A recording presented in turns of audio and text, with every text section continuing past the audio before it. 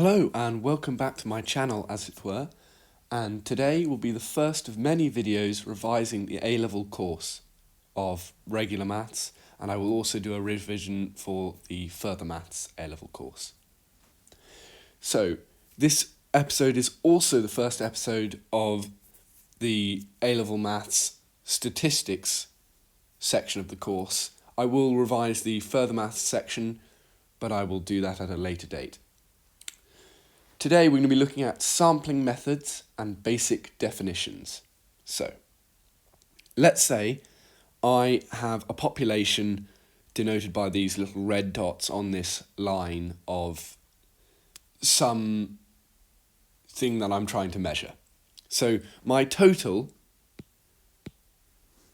n, is equal to 5. My big N, my population, so n is equal to the population,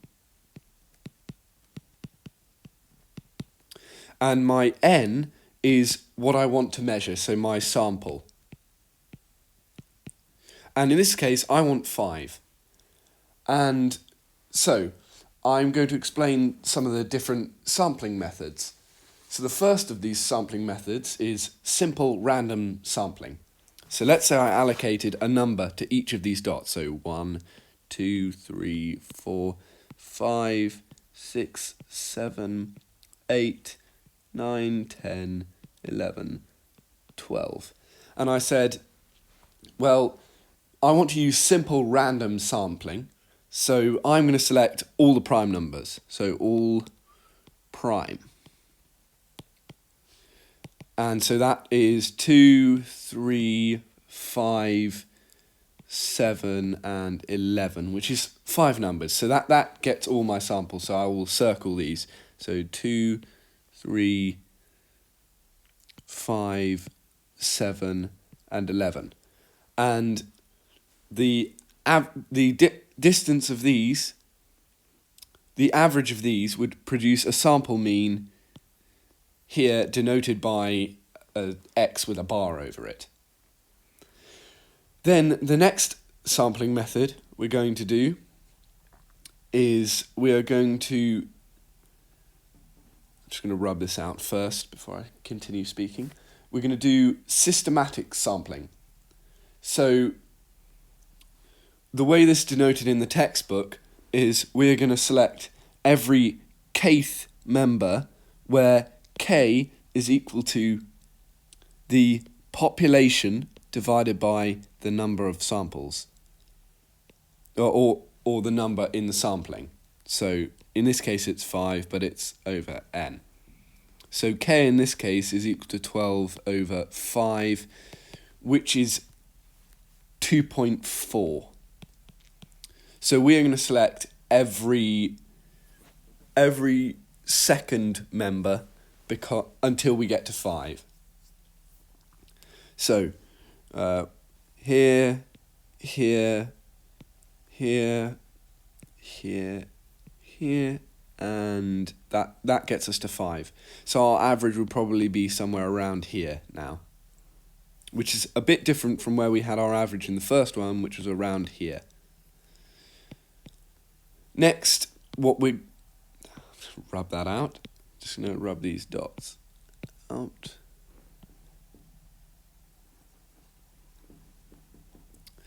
The next method is stratified sampling.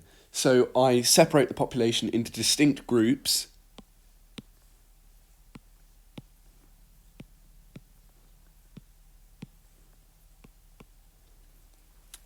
And then I sample within each group according to its size until I've got the desired number. Now I've got 5 groups here, so I'll have this one, let's say this one, and because this thing here has 4 and the others are smaller than it, I'm going to select these 2 from here, and I'm going to select that one as well. So that's my 5 samples, because I've selected these 2 here and the other samples. Those are my 5 samples. That would produce a mean around, not there, around here, because we have a greater number this side. That's systematic sampling. Now, that's stratified sampling, not systematic sampling. We did systematic sampling in the previous one. The next one that we're coming on to now is opportunity sampling. So opportunity sampling would be start here on the left and move across to the right and select the nearest people, sample the nearest people or the nearest things that you want to sample. So for example, 1, 2, 3, 4, 5. So that would produce a mean around here, which would seem to be biased. Biased is defined as not reflecting the total population, which would seem to be biased because it doesn't reflect all of these points out here. So that's opportunity sampling. What we have next is we have, just rubbing this out, we have quota sampling. So quota sampling is when you want distinct groups to be represented in your sample, so you use the opportunity sampling to get the desired number from each group. So I want, let's say I want these people because they're on the other end and I feel that would help me, and I want these people, so I'm going to select 2 from here, 2 from here and 1 from here. So that would give me a mean around here. And that's quota sampling, because we wanted these big groups to be represented. This is very similar to cluster sampling, which is splitting the population into similar sized groups and taking samples from each. These groups would be called clusters. So exactly the same as what I've done here. Just rub that out quickly. Next thing you need to know is that the population is the set of things that you're interested in, so the big N. And we've already defined what a sample is. The parameter is a number that describes the population. That can be our mean, our sample mean, or our regular mean, which is denoted as mu, population mean. It can be denoted the expected value, which is expected value of x.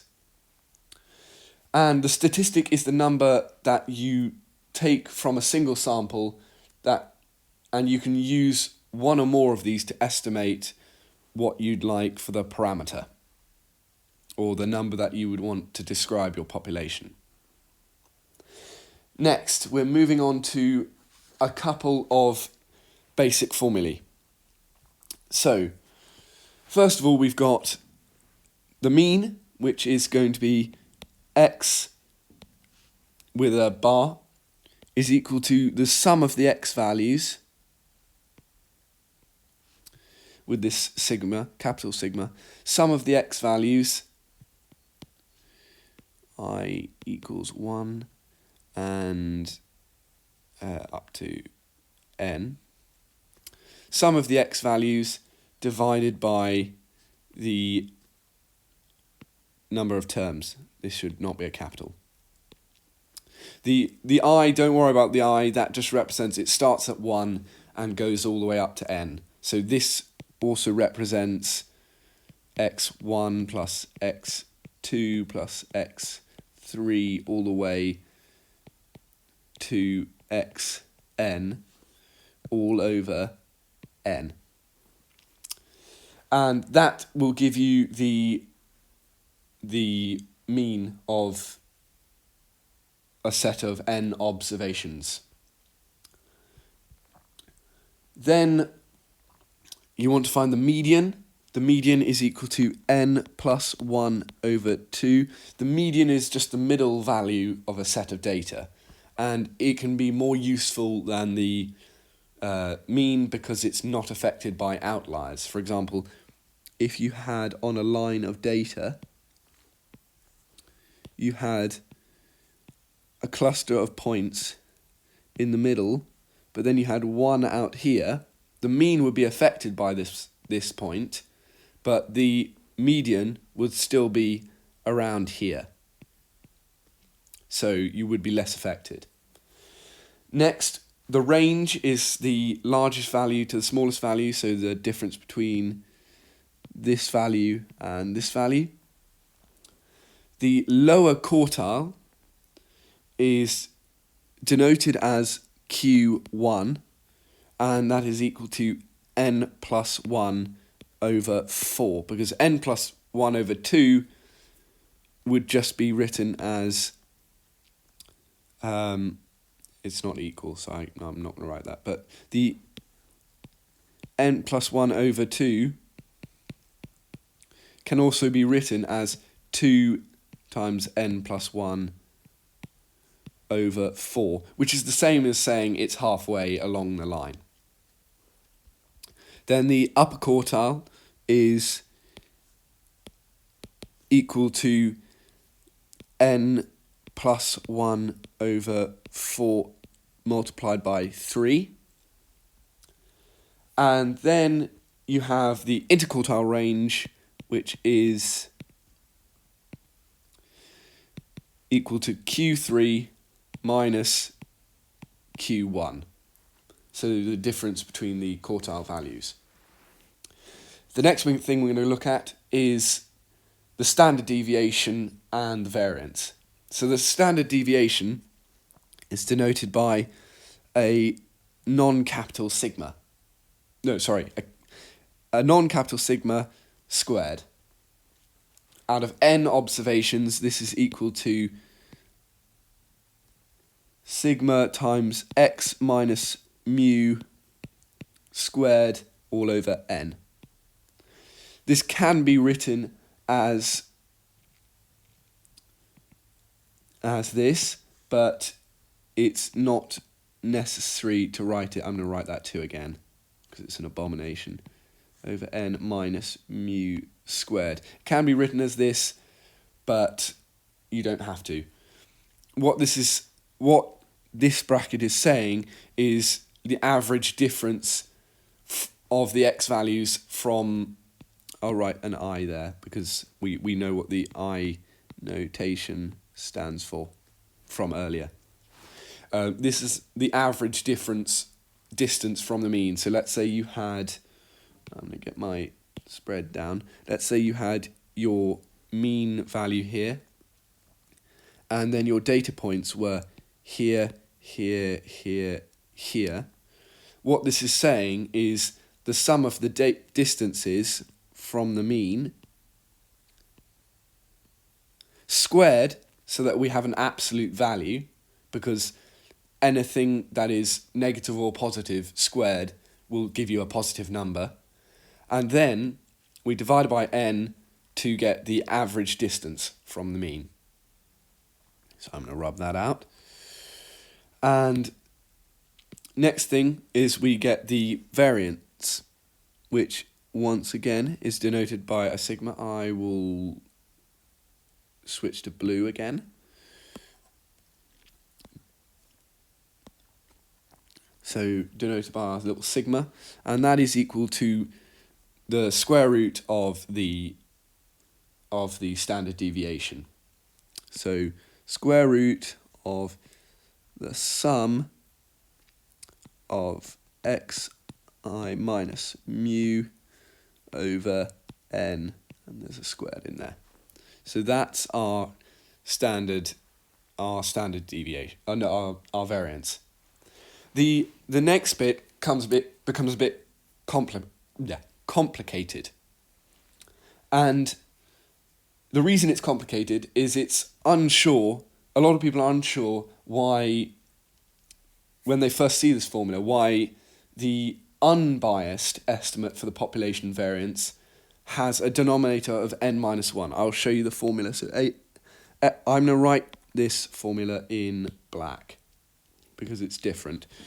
So s squared is equal to the sum of xi minus x squared over n minus 1. Now, a lot of people are confused when they first see this formula. Why do we have an n minus 1 rather than an n? And why is this not mu, as it was in the previous situation? Well, we know that x bar is just the sample average, so the sample mean, whereas mu is the population mean. So this is dealing with the sample. And the n minus 1 makes it unbiased, because if you divide by n, you'll get a smaller value than when you divide by n minus 1. And where this becomes significant is if I come back to my number line. If I look at all these values, I reckon if I take all these values, my population mean will be around here, let's say. And if I took a sample of, for example, these 4 dots, my sample mean would be not there. It would be around here. I realise I've just rubbed out the line. That's just an unfortunate error. And what divided by n minus 1 rather than n would do is it would bring my standard deviation from the mean of the sample closer to the actual mean of the population. So that's why you divide by n minus 1. Thank you very much for attending this video on statistics. I will see you all next time.